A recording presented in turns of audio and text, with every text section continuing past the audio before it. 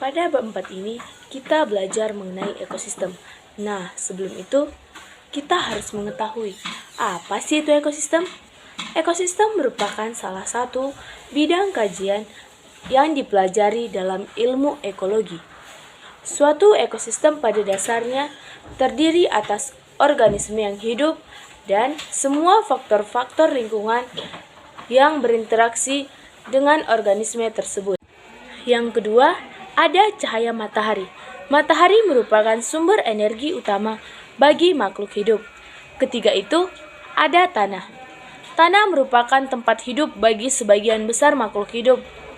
Bagi tumbuhan, selain tempat hidup, tanah juga merupakan sumber air dan garam-garam mineral untuk mendukung proses pertumbuhan dan perkembangannya. Komponen penyusunan ekosistem yang pertama itu ada komponen biotik.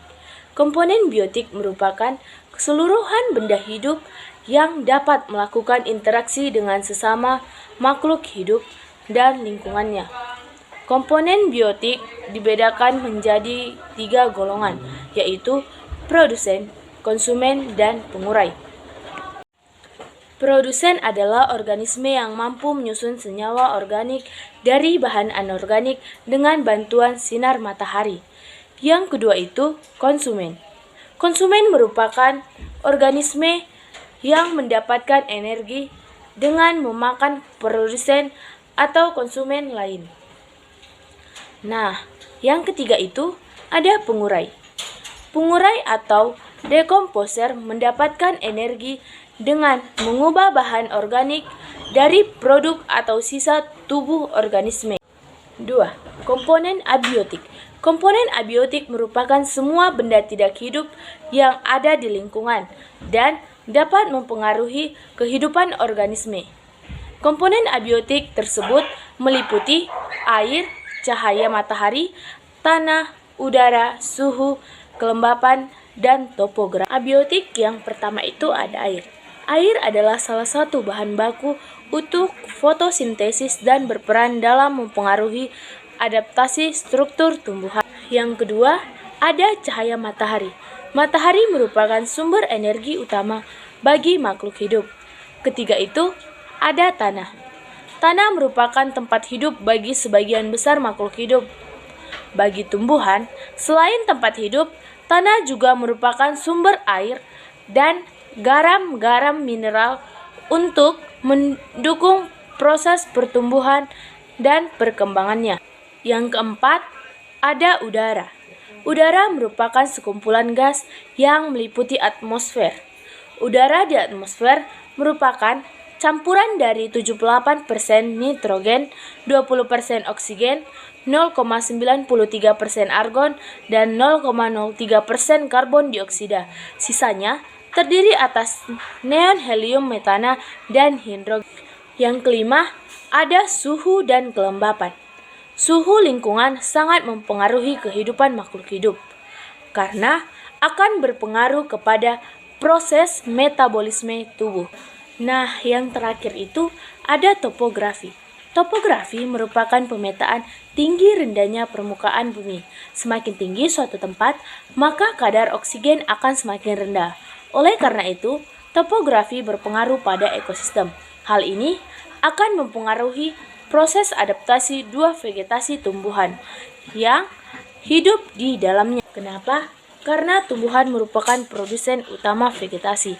Tumbuhan akan berpengaruh pada hewan-hewan yang mampu beradaptasi dengan lingkungannya. B. Tipe-tipe ekosistem. Terdapat berbagai jenis ekosistem di bumi. Namun, secara umum, ekosistem dibedakan menjadi 2, yaitu ekosistem darat dan ekosistem perairan.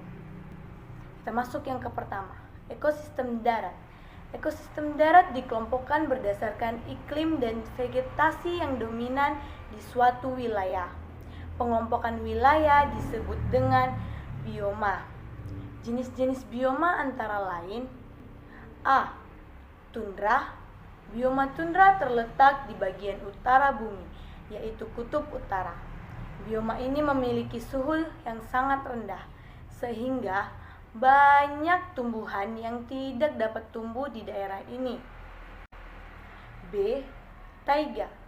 Bioma taiga dikenal sebagai hutan konifer karena tanaman dominan yang tumbuh adalah tanaman berdaun jarum atau konifer.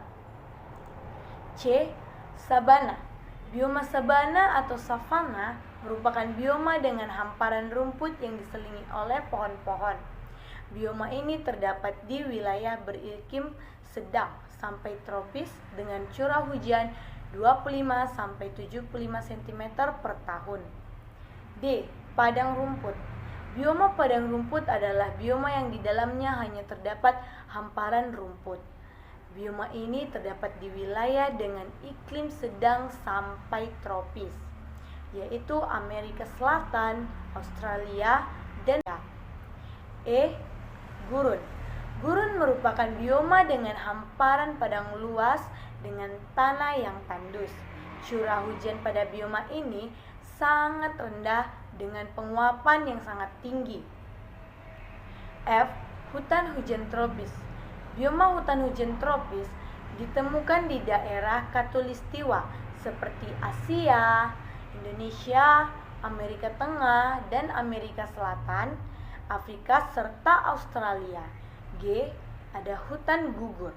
Bioma hutan gugur terdapat di wilayah yang mengalami 4 musim, misalnya seperti di Eropa Barat, Amerika Serikat, bagian timur, dan Asia Timur. Curah hujan pada bioma ini tinggi dan merata. Nah teman-teman, sekarang kita masuk ke ekosistem perairan.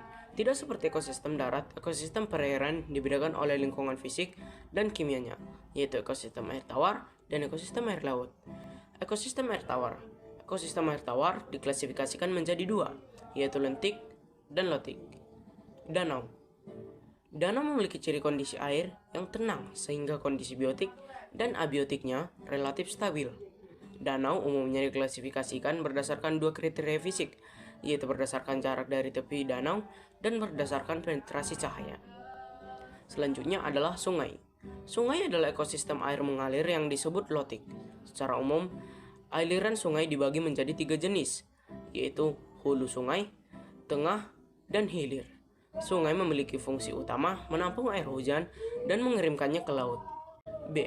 Ekosistem air laut. Ekosistem air laut merupakan ekosistem paling luas di bumi.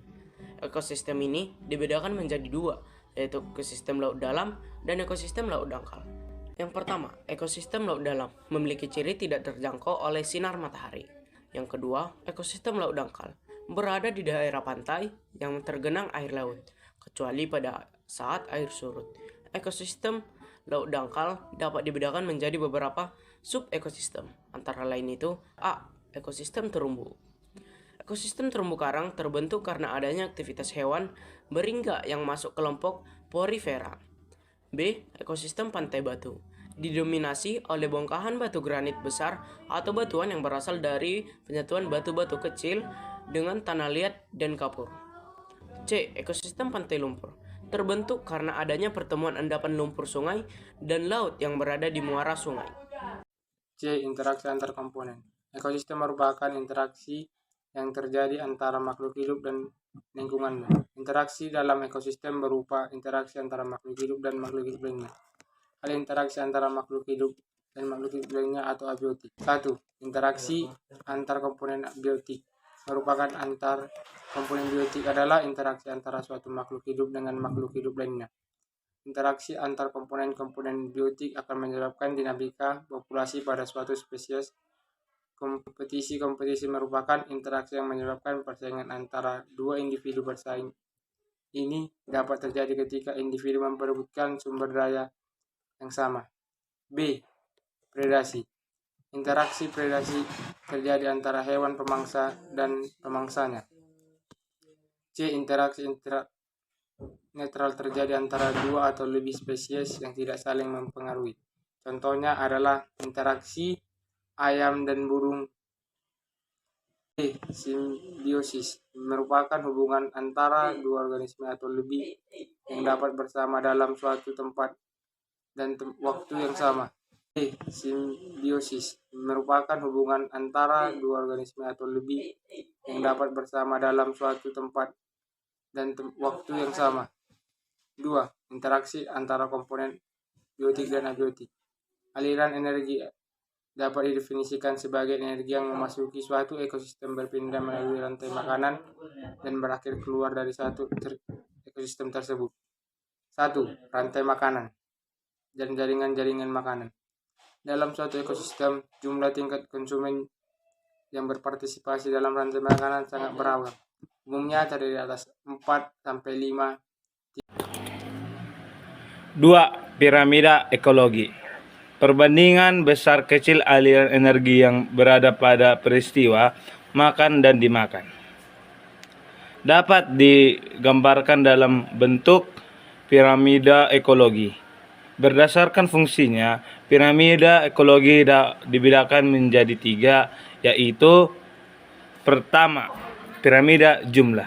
Piramida jumlah adalah piramida ekologi yang menggambarkan jumlah spesies dalam tingkatan profit rantai makanan. Artinya, piramida jumlah menunjukkan jumlah produsen, konsumsi piramida, konsumsi sekunder, dan konsumsi tersier dalam bentuk suatu rantai makanan.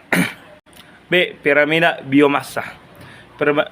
Piramida biomassa menunjukkan besar organisme hidup dan dari masing-masing tingkatan tropik.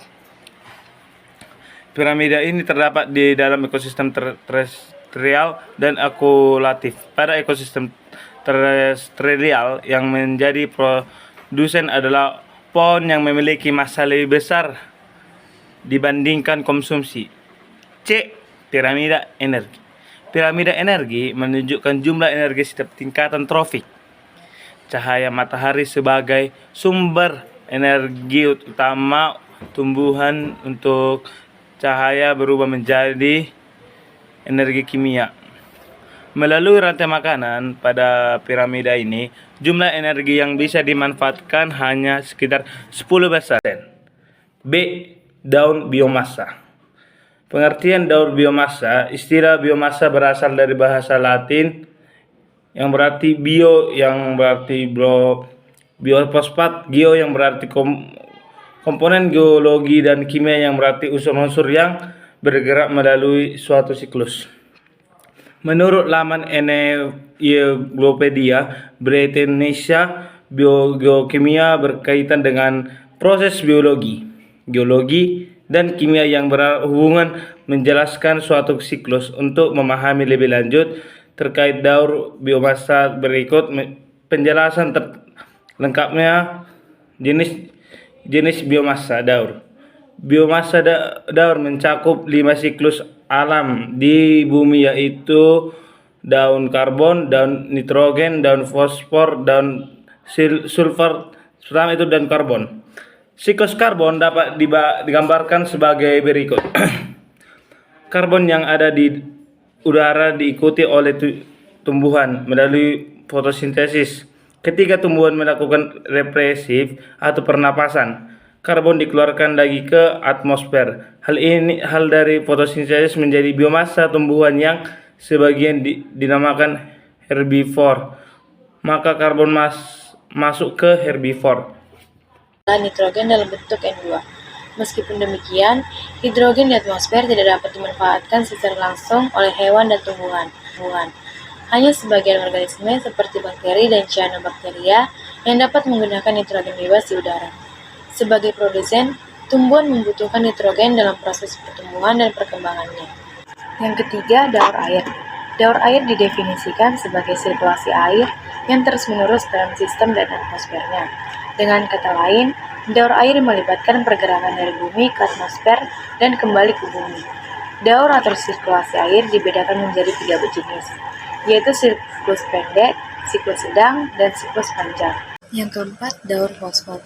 Fosfor merupakan unsur penting bagi organisme, terutama sebagai bahan pembentuk tulang, penyusun protein, dan sebagai komponen penyusun asam nuklear. Di alam, fosfor berada dalam 2 bentuk, yaitu senyawa fosfor organik pada makhluk hidup dan senyawa fosfor anorganik pada air dan tanah. 5. Daur sulfur. Sulfur merupakan salah satu senyawa penyusun protein. Di udara sulfur terdapat dalam bentuk sulfur dioksida yang berasal dari hasil pembakaran bahan bakar fosil, asap kendaraan bermotor, asap dari proses produksi di pabrik, dan hasil aktivitas gunung berapi. Di alam, sulfur dalam tanah berbentuk hidrogen sulfida yang dihasilkan dari proses pembusukan bahan organik oleh dekomposasi.